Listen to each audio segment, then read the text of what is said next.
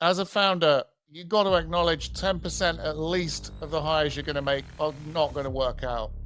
That's if you're lucky. I'm a big believer in credentials through evidence by people who know you, who've worked with you.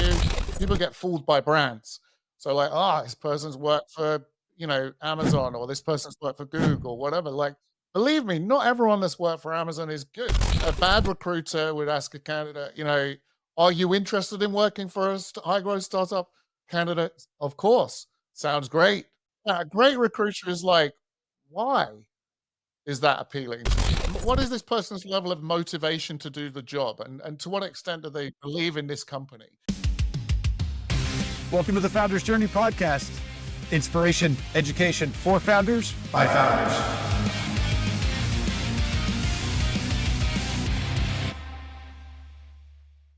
Welcome back to the Founders Journey podcast. So good to be back. And our guest today is a legend in my world. So we'll just start out with that. So if you've spent any time with me, he's making a funny face about this.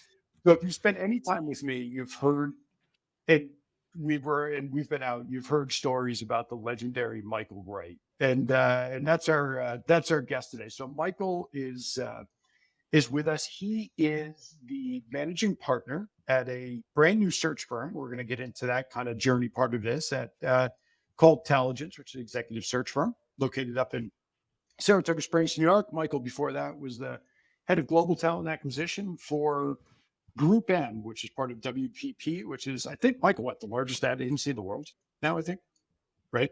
Somewhere up there. We have some scale, more than 100,000 people. Yeah. Crazy. So Michael's our guest today. We're going to be getting into not only his own founder's journey, but we're also going to be getting into the area where Michael really focuses and Taligence really focuses on building high quality executive teams and executive search. So Michael, welcome to the podcast. Oh, and hey, Peter, I forgot to say hi to you too. I've heard about all these cool stories about you guys hanging out, so I figured I'd just be hanging out with you today. And I'm really excited about it. I really am. And he's got the coolest glasses, definitely, of the three of us on this call. So, Mike, welcome to the podcast. Glad to have you here. I'm honored. I am literally honored to be here. There's only one legend in where I come from, and that's Robin Hood, because I was born in Nottingham. That's the only thing Nottingham's famous for. So if I can be the second legend of Nottingham, then I'm good with that, Greg. I'm a humble man, but I will make this one exception, and I will accept the title. Thank you. I think this is a great place to start. I think being the second most famous person from Nottingham is actually pretty good. That's a pretty extraordinary badge to wear. I'll put it. It's my new LinkedIn headline, Greg. I'll put it on my LinkedIn. Perfect. Second most famous man in Nottingham. Love it. You've really been starting this kind of journey on your own of being a founder. So talk about what you're doing before. What led you into starting Taligence? What led you up from living in Beijing and Singapore and London and every other place you've lived around the world to Saratoga Springs, New York? Okay, so I'll try and do the really quick version of the resume. So I think one thing that I share with a lot of other famous founders is like being asked to leave school at an early age, or deciding to leave. So we have this word called expelled. It's got a very profound and deep negative meaning. And I was actually asked to leave the educational establishment that I belonged to in a small town called Kimberley around about 14, 15 years old. I was a terrible distraction for my sort of fellow students. And I was just a pain in the ass for the teachers. And so I completely understand why I was asked to not participate anymore in that system.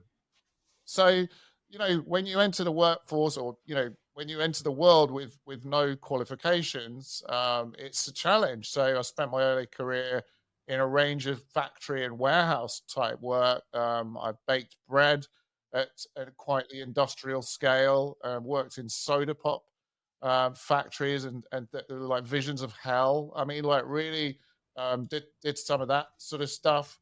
I found my way into a direct marketing company where I was basically my job was to sit and try not to fall asleep by giant printing machines that were throwing out junk mail in the hundreds of thousands. And then through that, I managed to eventually land a job in sales, which felt like a better fit. And then quite quickly pivoted to recruiting, like after basically about a year of doing that. Actually, the good story about that is the recruiter that hired me for the sales job out of the warehouse subsequently poached me to be the recruiter. Like, so took me out of her client, and then I was basically working in the same place as her for a while. I spent a lot, some of the best memories I have actually of doing agency recruiting were in that sort of year 2000, 2001, where obviously we had the sort of blow up of the internet in the US and in the UK that was true as well. And but I wasn't easily managed. I think in that world, so it was not a fit for me to be managed, and I decided I wanted to go it alone. So I set my first company up in 2001, grew it for about 4 or 5 years in the UK. We got it into really good place and healthy profits and revenue. But I was getting a bit bored. I read a book on China, and I had no connection to the place, but it struck me that the service business that I was in was commoditizing already in the UK, and I wanted to obviously maximize the value of the service. And I thought, what better place to do that than a giant emerging market? And that's why I picked China. So packed about after a year of gruesome bureaucracy that you could I could write a whole book on how hard it is to set up a legitimate business in China. Uh, Grew that business from roughly 2006 to 2011. Liquidated the UK business. Unfortunately, that business did not survive because we were factoring, which is something I will never ever do again. Like, you have to be cash flow is king. I think with small businesses, we fell victim to getting greedy and factoring, which was part of the reason we had to shut down the UK business. And then luckily I was able to sell the China business, which sort of gave me enough money to feed myself for long enough to be recruited then into my first corporate job. So I was relocated from Beijing to Singapore in 2011. It was like I was amazed that they were willing to take a chance on me, given that my background was purely entrepreneurial, pretty much. And I was expecting to do another entrepreneurial thing, but it was like the idea of spending somebody else's money was just too appealing, and so consequently, and I'd sort of grown up quite a bit, by then, and Yeah, for sure. I wanted to work with other adults, and it was really important to me to sort of see how businesses work from the inside, having been a consultant for a good while, 11 years as an advisor and consultant. So I spent the several years then growing the Group M business in Singapore. So we went from 2,300 to about 7,000 people. When I left, we were active in all markets in the region. So we had 13 countries that we were in, and I was recruiting CEOs and CFOs and CROs in all of those different markets. So it really humbled me to the diversity of the region, and so different to mainland China. We're still doing a lot of business though in China. I think that was one of the reasons they hired me. So sort of saw how corporations works, complicated ones with a holdco brand sort of structure. Super Hmm. interesting, super interesting business domain area. Media has sort of become as important as the creative message, the channel that it's Yeah. in the last sort of 10, 15 years. And I was just in such a wonderful job. I was blessed with having some great leaders that I was working for and reporting to. So I got very lucky in that regard. But I was kind of got into a comfort zone where I was looking for something different, and that's when I was approached by Grab, who were basically the Southeast Asian version of Uber. For those people that are watching, I'm sure most of your viewers are US, but some global. So Grab is the Mhm. basically a transportation app, the multimodal transportation, and they wanted to double the company in size in a year, which we did successfully, and as well as grow a team of engineers, mostly hiring from FANG companies. So we built an engineering workforce. We went from like sort of 60 to 400 top software engineers in a year, which was bonkers. Um, and then I returned to WPP Group M. They hired me to fulfill a lifelong dream, which was to live and work in America. So next thing I know, I've left Grab and I'm in Brooklyn, overpaying for rent and trying to figure out where to put all my Vietnamese furniture, which we'd foolishly shipped like a container full of To stuff. Brooklyn. So yeah, and I took on a North America leadership role in talent acquisition. Again, we grew the company substantially across the different operating businesses under Group M. We grew our market position as well against the competition. I think we were fiercely fighting them and succeeded during that time. I got then promoted into a global role around the time COVID hit. So I was global head of TA for Group M. And then my last position was actually super interesting. It was in WPP. So I moved out of Group M and into the ultimate holdco, which is WPP. And they wanted me to take on a role that maximized the opportunity with the flex workforce. So basically all non-perm hires, of which there were more than 10,000 globally, as well as be the TA innovation person. So in that role, I also, fostered better ways of working, as well as introduced different tools and technologies. As you know, Greg, I'm obsessively interested in cutting down time and making things a better quality through use of tools. So yeah, that was my last role. But I was seeking a different lifestyle. And so a big part of my choice and decision to quit WPP was really to return to a situation where I have full control, freedom, flexibility, and I can sort of carve my own path without worrying about how sustainable the job is. At the end of the day, if you're in a big professional services firm and your time is not being billed, you're always at risk, right? Your overhead, of irrelevance, your overhead. And I was like very grateful that I've been supported in being an overhead, for so many years. But at the end of the day, just wanted something a little bit more hands-on and back to sales and selling, which I of course love, as all entrepreneurs need to. And so yeah, that then now I find myself having launched Taligence in November, very much focused on the content strategy. Very interested in moving away from my roots in advertising, because I was previously serving tech exclusively in my agency, in my previous recruiting firm.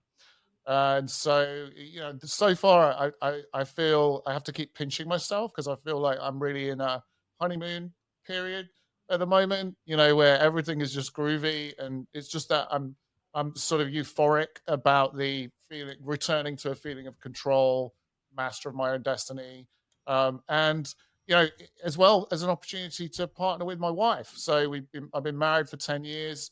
As you probably know, there's a tradition in Asia of family business, right? And so we've found we've both been surprised as to how well that's going so far. Of course, we know that things can be difficult when you decide to go that route, but that's been another like really joyful experience so far. So yeah, we're loving it. We've signed up some really interesting customers in the decentralized finance and world of blockchain. There's constant learning as well from that, and just having a great time, as well as getting a chance to reconnect with you, Greg, because I was always, just too busy in that gigantic corporation, really. And so I think the final thing I'll say on why I started the business is, I want to be a better friend to people. Like, I want to be a better son. I want to be a better uncle. And when you're in that corporate world of just doing the grind, not Yeah. saying entrepreneurship is easier, Yeah. but you Yeah. just have to focus and so that's at the expense of some human relationships. And so I'm addressing that now. So Michael, some of that, like you talked about, like having like control, is that like creativity? And as an entrepreneur, creativity isn't always like that. It's not like add creativity. It's your ability to kind of design or how you operate or how your new system works versus maybe being put into some bigger machine that you have to kind of comply with some what's going on. Is that something that's Yeah, I mean, exactly. Well, I'm someone, Peter, that really craves variety. yeah. And some of the programs that, I was involved in at WPP at the later stage. And these are 3-5 year transformations. So once you're committed, it's like no Right. distractions Yeah. now. Yeah. Yeah. But whilst they Yeah. gave me that innovation role, so that also, at least theoretically, I had a chance to Yeah. expose myself to a lot more variety. The truth was, that was largely procurement-led Mhm. exercises. It wasn't like as fast and loose as I would have liked. So Yeah. now I get up each day and I'm able to decide what to prioritize. And sometimes I'll change my mind halfway through the day, and that's fine. Whereas, in the large corporation, it's just like grinding. Yeah. Yeah. And it's Right. interesting because you had the opportunity to go from starting in that environment, then going into another environment where it was fulfilling because you had all of this stuff that you could do now at the bigger entity.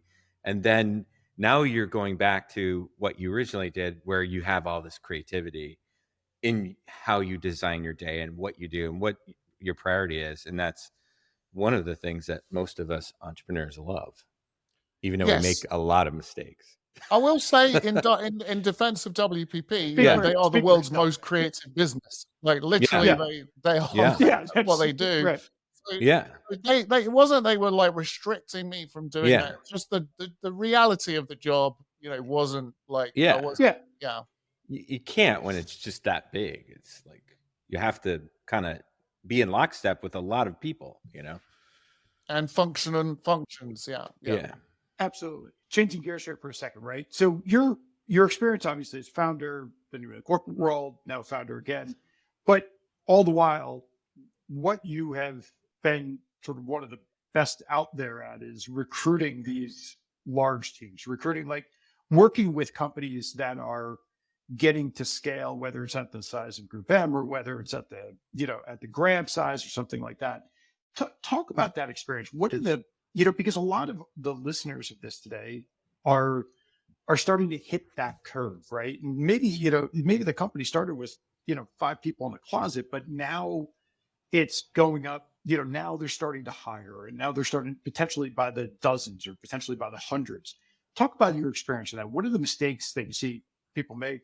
What are the things that they really should be looking out for when they start to build, when they start to hit scale and start to hire at volume like that?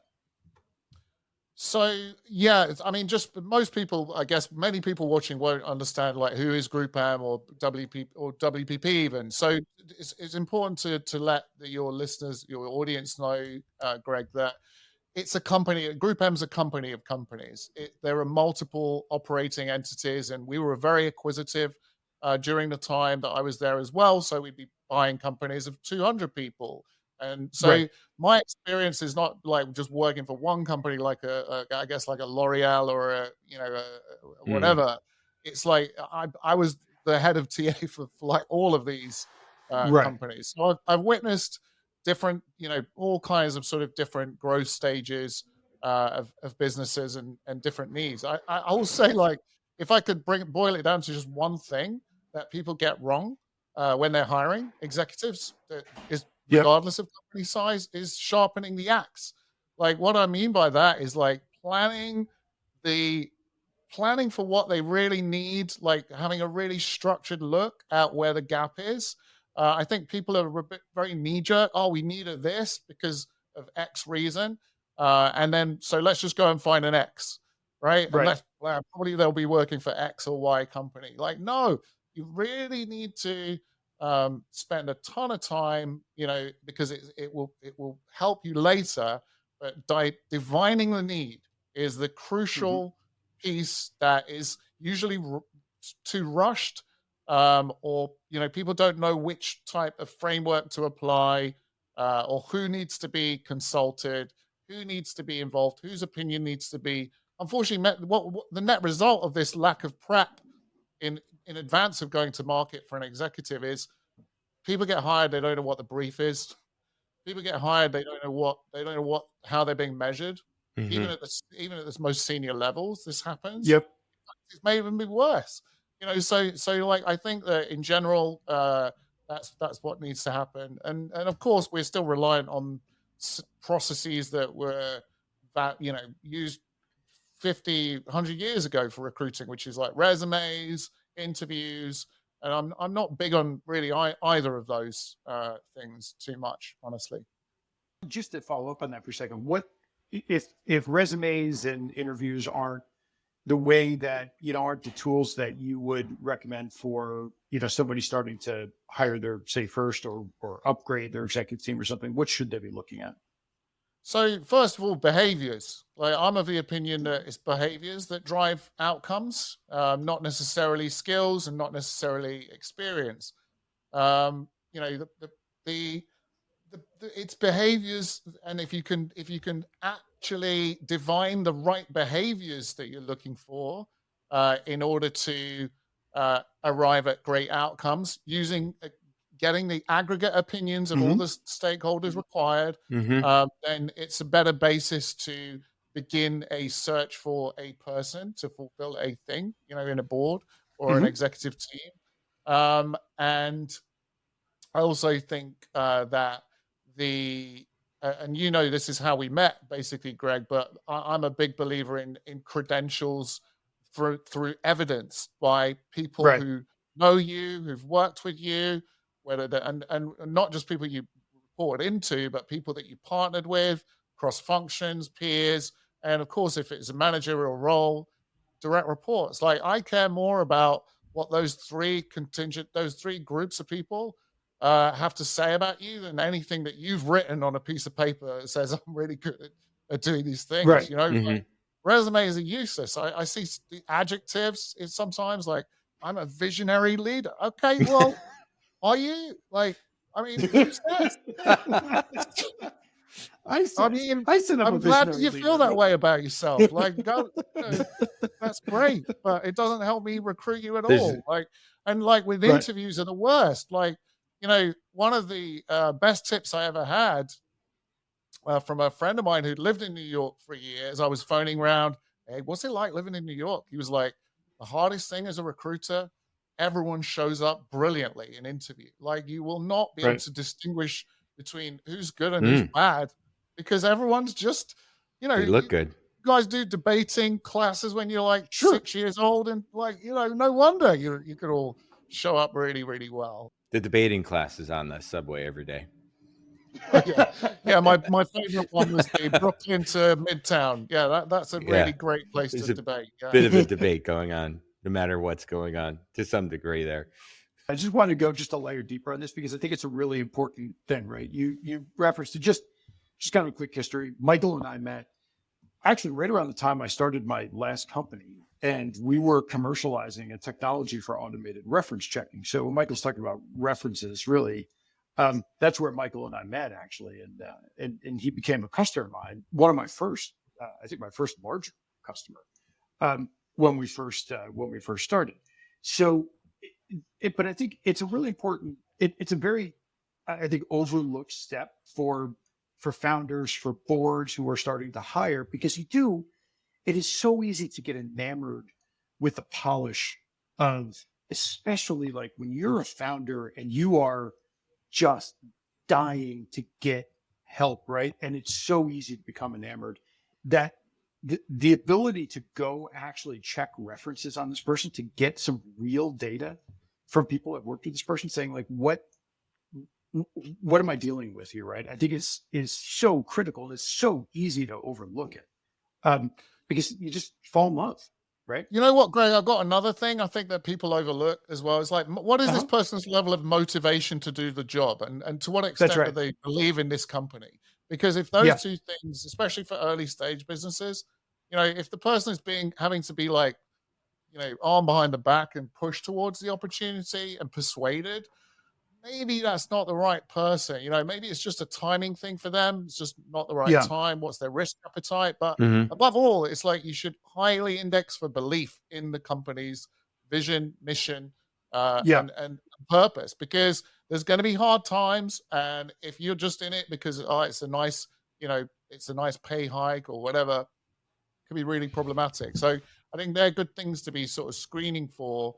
In addition to, once you've got the credentialing done and you've sort of fixed on the behavioral profile and you're able to Mhm. measure candidates' behaviors in advance, the belief and willingness to do the job is super important.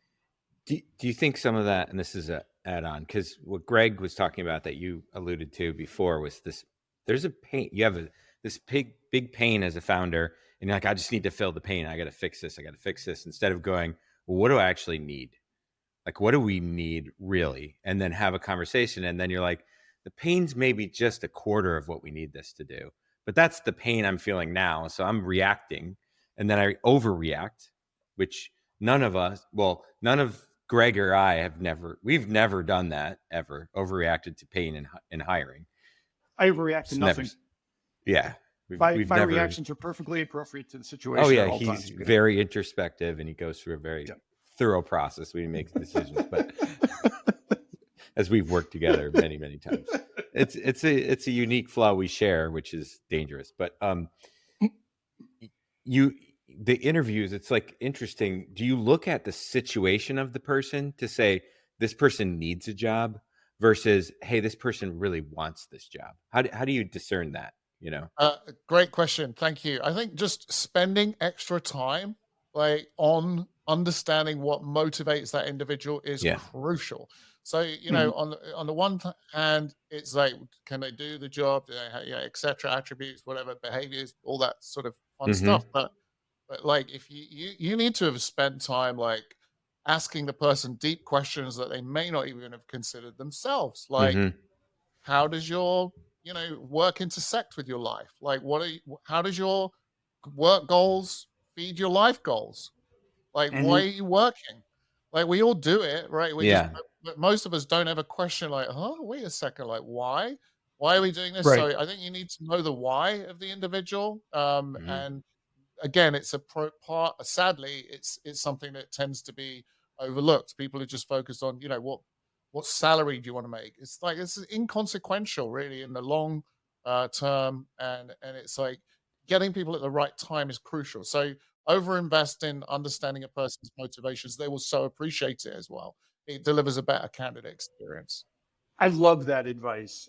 So You know, powerful. and I've made this mistake before, and I think it's an easy thing for founders.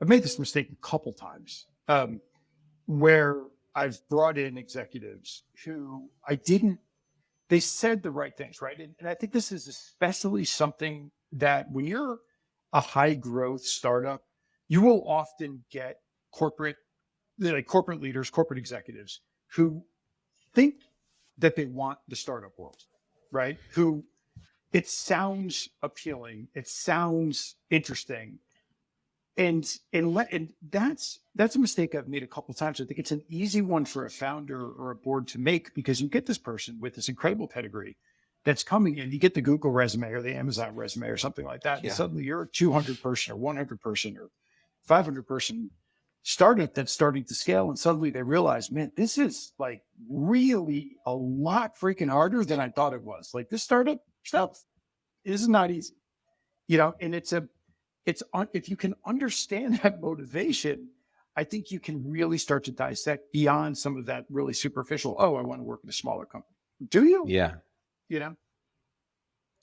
I couldn't agree more with that. It's like, so a bad recruiter would ask a candidate, are you interested in working for a high growth startup? Candidate, of course, sounds great. Mhm. bad recruiters say, great, we'll pass you along to the next stage. That's brilliant. Check the box. A great What did recruiter, you screen for? a great recruiter is like, why is that Right. appealing to you? Because we all know grass is greener, and Yeah. one fantasizes about different situations. Like for me, same thing. Paint this picture, idealistic picture, back to my younger days of entrepreneurial business. And truth is, parts of entrepreneurship are really hard as well. So Mhm. which I don't enjoy at all. Like Yeah. so, Mhm. it's Like like accounting. you've got to be careful with got to be careful with people's expectations and qualify them. If you don't, you could be in a whole heap of trouble on week 3 when the person's like, "Oh shit! Like this is not what Yeah. I thought." So, Michael, you talked about like doing this. You talked about this introspective process. What would you recommend to a founder, someone that's like in this position, right? You have all this urgency, this pain's there. You're probably usually moving behind the pain, right, at this stage before you start getting the team that's building this kind of, hey, how we should be thinking together as a team forward. What are the things that you would say to a founder? What kind of questions should they be asking themselves to come up with those behaviors and those pieces? So, I mean, like my cheeky response to that one, Peter, is like work with a professional executive recruiter who Yeah. can help you to divine the need, who's asked those Yeah. questions 100 Yeah. times I before. mean, absolutely. So with that said, if you assuming that maybe the funds aren't there or whatever to engage with that sort of a service, then what I would do is say, think about outcomes. So what is this Hmm. pain? What are the outcomes we need? What are the deliverables? What are the data points?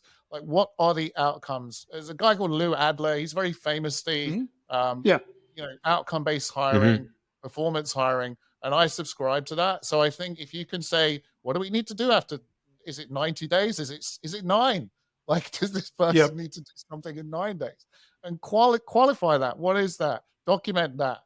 Make sure it's in the job description. None of this vague stuff. Like, let's be really specific.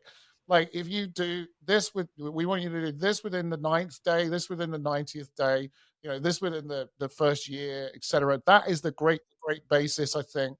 And then you can also put in some extracurricular nice to haves, but be very clear, like with these are the outcomes, that we're focused on.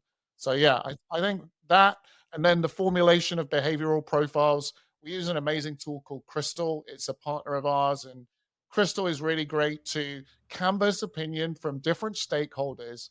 Because I think another mistake companies made is like we just talk to the CEO about what the business needs. Like anyone ask the CFO?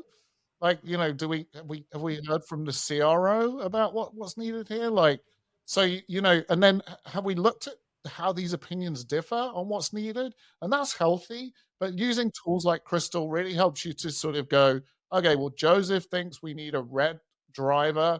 Meanwhile, Cynthia thinks we need a blue supporter. Like, it's you have to bring some science to this because Hmm. as humans are squishy and hiring is squishy and Hmm. you need the right tool set, you need to be asking the right questions, and above all, you need to focus on outcomes.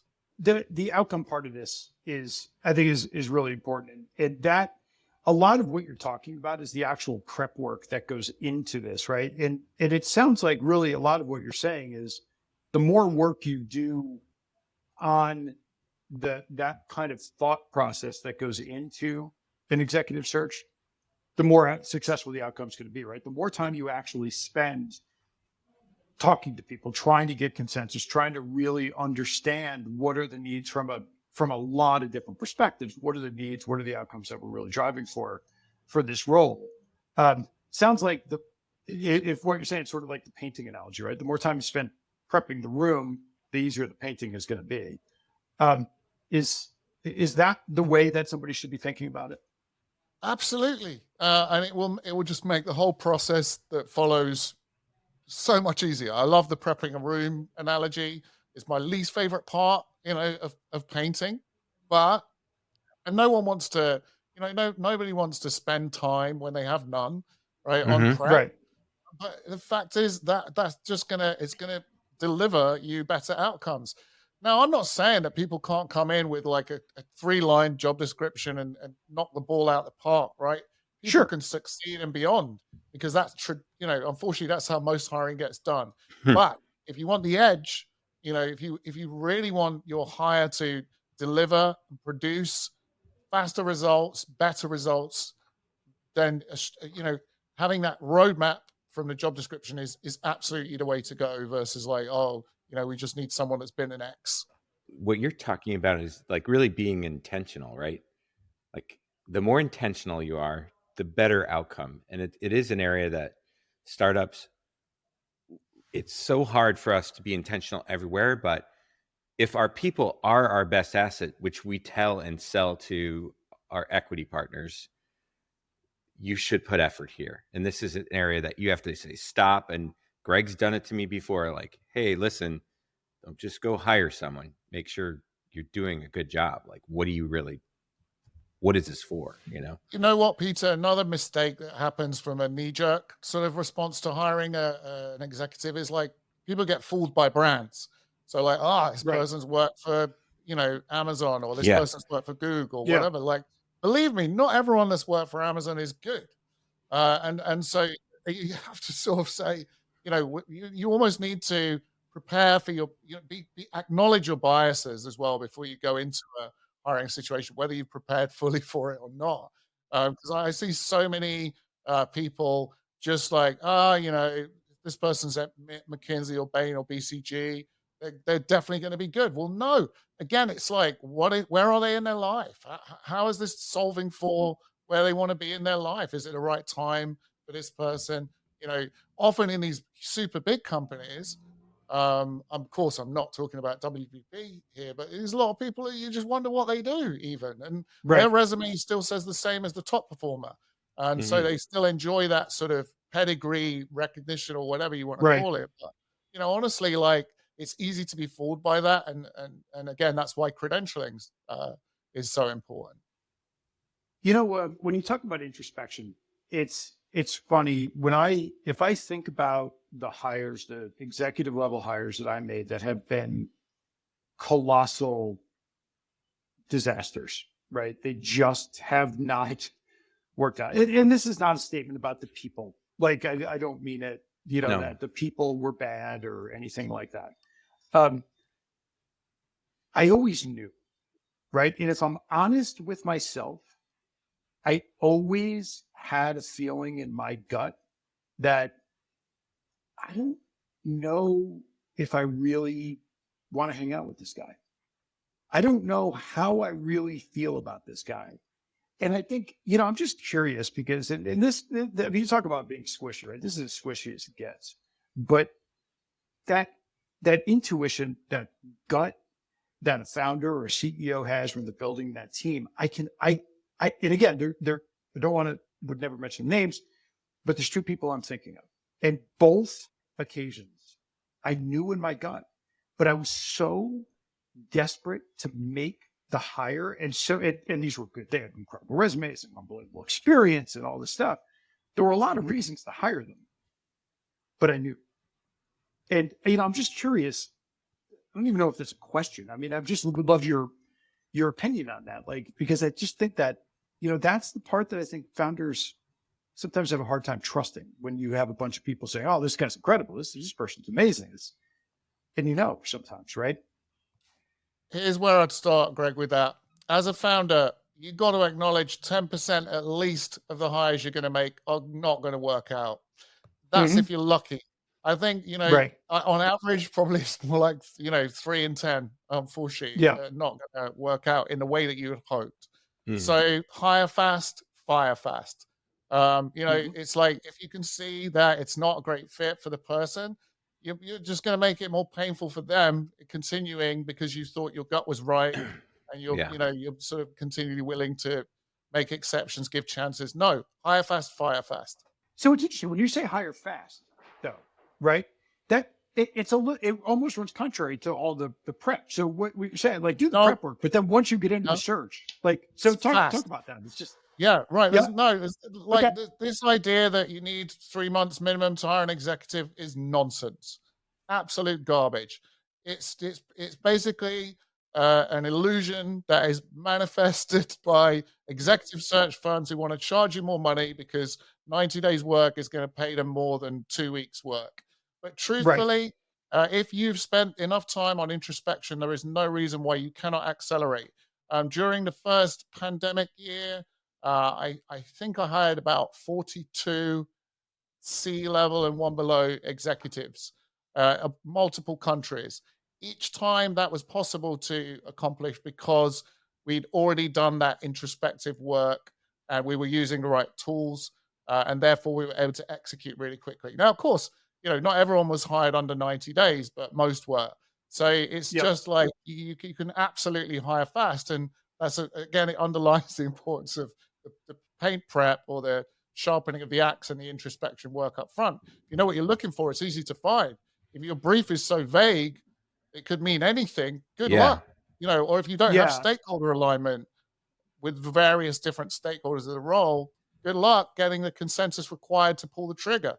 That's what elongates searches. So slow down for the prep, be intentional, then move fast, is what you're saying. You got to slow down, get ready, then when you go, make decisions and go. Greg's really good at moving fast like that. Precisely. But it makes sense, Greg, right? Every time you've been prepped and go, they're good decisions. You actually don't mess around when you make decisions about this, in my opinion, from our relationship. Yeah, no, absolutely. And I think that's the distinction, right? That's the distinction that really matters. That I think what you're saying, Michael, is so important, right? About it is if you do the prep, you should not be stretching these screening processes out forever, right? But you see it. You see it a lot. Like, I've got portfolio companies where I'm like, weren't you talking to that guy 6 weeks ago? Like, what, what are you doing? Like, don't hire. Like, I don't. Be decisive, because it's super frustrating for candidates as well. Yeah. Because it's like, I interviewed 2 weeks ago. Like, have you got a decision there? Yay, nay? No? Right. Like, come on. Well, like, no. Oh, we're going to have you talk to another person. Yeah, just another person. And it's the deprioritization, I think, is often the issue there, right? And when you look at the way that those things really starts to stretch out, I think oftentimes what you see is, oh yeah, we had a great conversation with Sally, and it was terrific, and we scheduled the follow-up for 2 weeks from now. Why? Why'd you schedule follow-up for 2 weeks? Like, if you got a good one, don't wait for the next one to come. Go after the good one, right? Yeah. If you're a founder, you can't make this a priority. That really should tell you all you need to know about making this hire. Right? And I think, yes, totally. Like, if you haven't got like an hour to spend consulting with somebody, on what really are the outcomes you want, you shouldn't be hiring. That's right. And it's probably because you haven't convinced yourself, right? And I think, and a lot of this really comes down to that. So, Michael, this was fantastic. I love kind of the really tactical approach. I think if you're a founder, you're listening to this, you're going to get a lot of this. You're going to get a lot out. The last thing I would say, and I know this is not this is a plug for Taligence, but it's also a plug for the industry in general. One of the things that you see founders do, and weigh in here, Michael. I mean, one of the things you see founders do all the time is try to do this on their own. And when you're dealing with executive level hires, if you can afford it, I know the price tag can look big. If you can afford it, use a strong search firm. The outcomes. This is not where you try to save money. No. Don't try to save money here.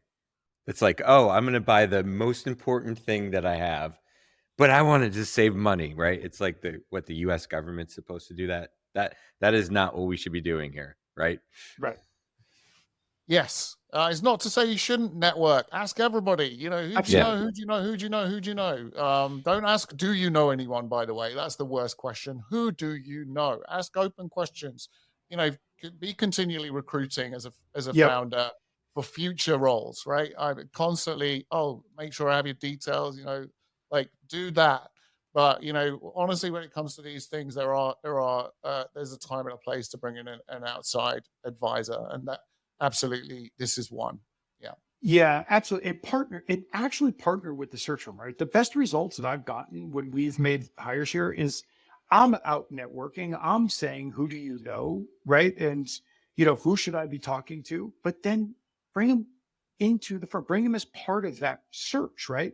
And that it just becomes a much more effective way when you have that third party that's really doing that kind of baselining and comparison against these candidates and doing that work to come in with the final, with the final one. So I think, it's not only a plug for Taligence, which obviously, recommend you guys, but it's also, a plug for the industry in general. Don't try to do this, Andrew. Don't try to be cheap. Yeah, This is not it's like if you have a toothache, where'd you go?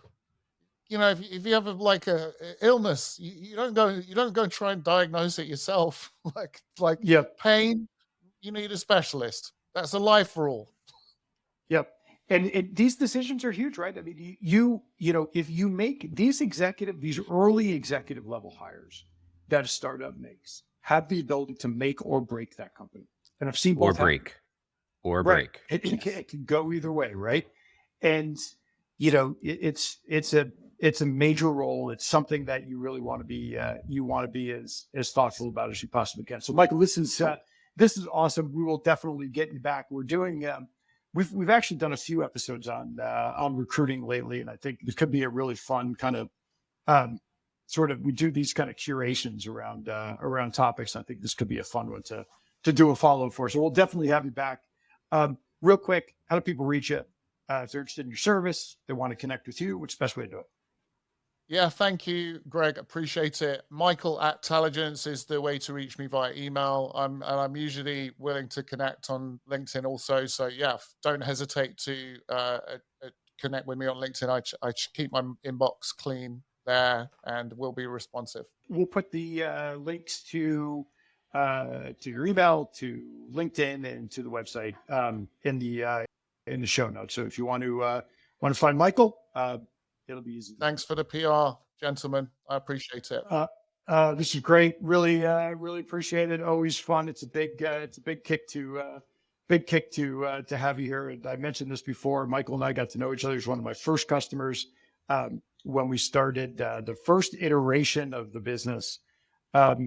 That of Outmatch when we were still our previous name under check.com, and Michael did testimonials for us. He was one of those guys that was always willing to pick up the phone and talk to people. When you're an early stage startup, man, that makes all the difference in the world.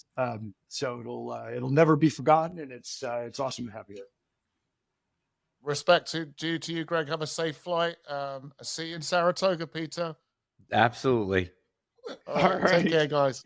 All right. Next time, we'll see you back in the Founder's Journey. If you like the episode, make sure you share it and comment and like it and do whatever you're going to do on any the platform that you're listening or watching on. So we'll see you next time on the Founder's Journey podcast.